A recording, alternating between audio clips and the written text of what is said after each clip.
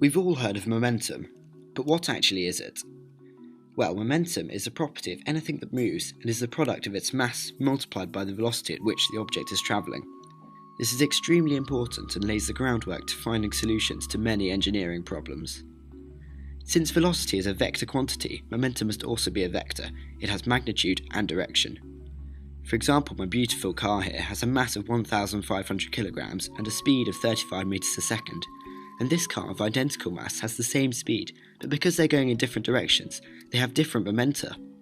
It's very important when doing calculations to assign a positive and negative direction, because the difference is not zero, it is in fact 105 kilogram meters a second, not a mistake you'd want an engineer to make.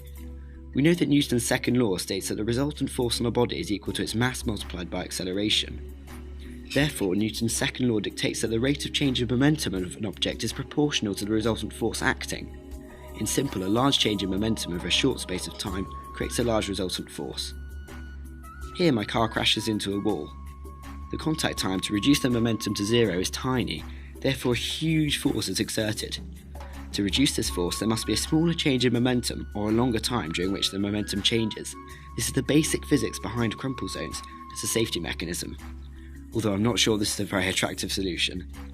Impulse is the scientific term for change in momentum, mv minus mu. If a graph is plotted of force against time, the area under the graph is equal to the object's impulse. Therefore, force times time equals impulse.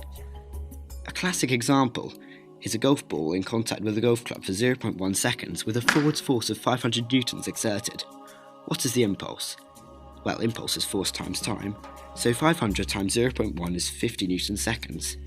In reality, the ball's resultant force is changing, therefore its impulse is actually the integral of the force with respect to time.